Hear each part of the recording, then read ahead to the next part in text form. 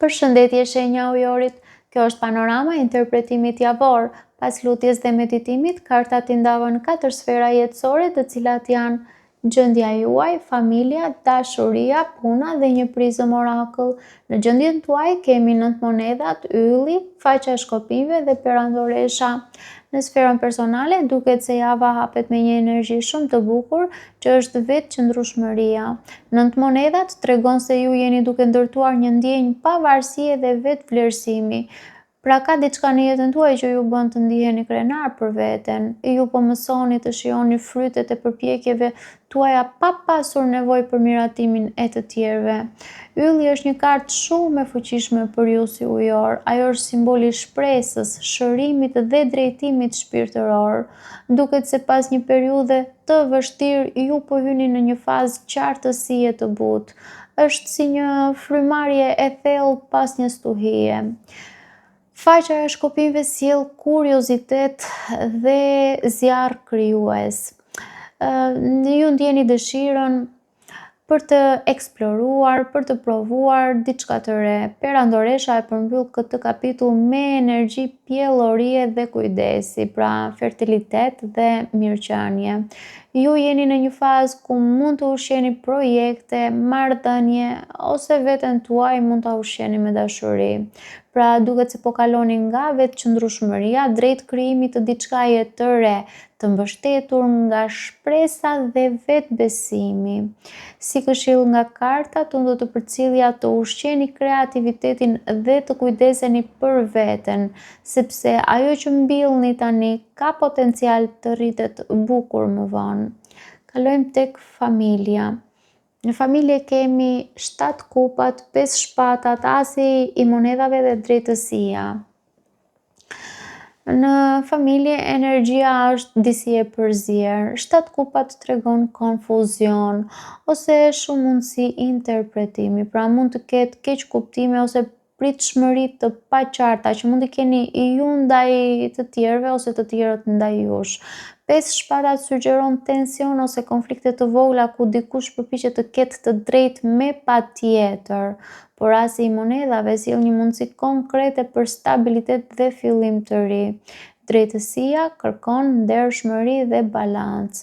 Pra nga konfuzioni dhe tensioni lind mundësia për të vendosur rregulla më të drejta dhe një bazë më të qëndrueshme. Si këshill nga kartat, unë do të përcjellja të flisni qartë dhe të shmangni lojrat e pushtetit, sepse e vërteta e thënë me respekt sjell stabilitet. Kalojmë tek dashuria. Në dashuri kemi 9 shkopinjt, budallaj, hëna, 2 shkopinjt dhe 3 shpatat, këto të treja ranë të treja së bashku njëkohësisht. Dashuria për ju këtë javë duket si një territori ndërlikuar por transformues. 9 shkopinjt tregon se ju hyni në këtë kapitull me një zemër të lodhur, por ende në këmbë. Ju keni luftuar emocionalisht, sepse ka plagë të vjetra që ju kanë bërë më të kujdesshëm. Megjithatë, kjo kartë tregon edhe qëndresë, pra një qëndresë të tipit unë nuk jam dorëzuar. Pastaj vjen budallaj dhe ai ndryshon atmosferën komplet. Ai ju fton të besoni sërish, ju thoret se kjo është një energji që ju shtyn të hidhni një hap drejt së panjohurës, pra në dashuri. Mund të jetë një fillim i ri ose një mënyrë e re për të parë një lidhje ekzistuese. Por në thelb të kësaj historie qëndron hëna. Kjo kartë është shumë e rëndësishme. Ajo tregon frikëra që mund të jenë të pavetëdijshme, intuit të thellë dhe emocione të paqarta.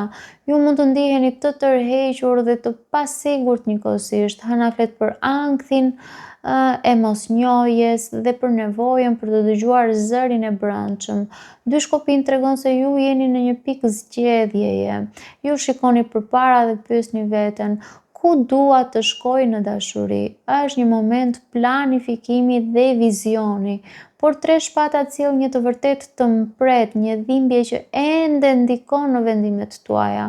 Kjo mund të jetë një kartë që tregon një zhgënjim nga e kaluara që ju bën juve të hezitoni.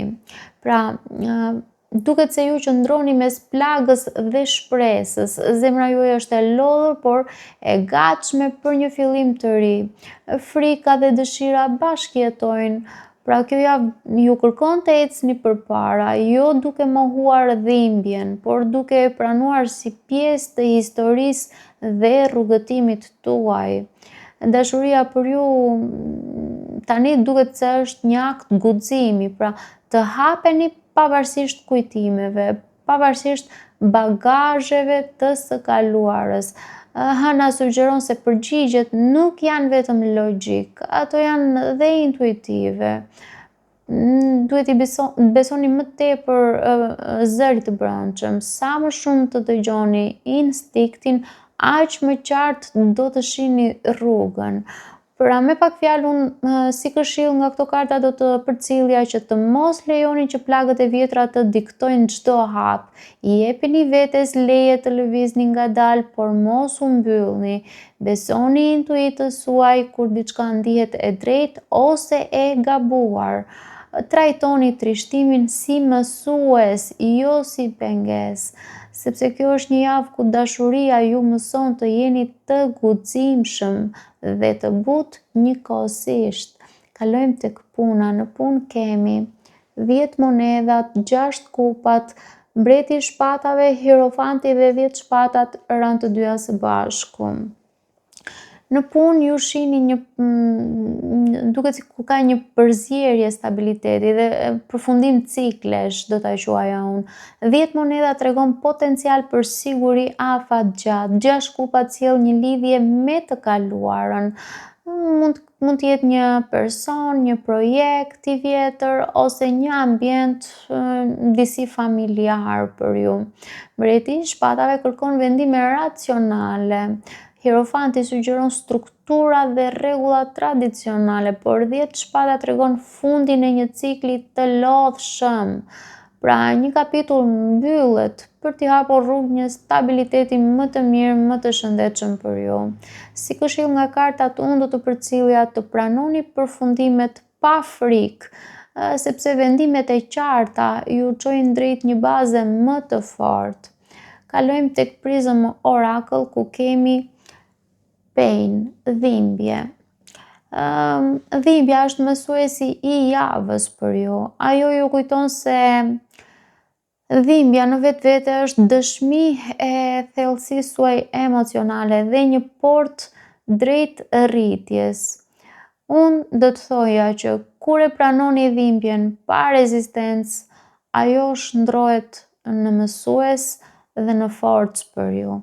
Paçim.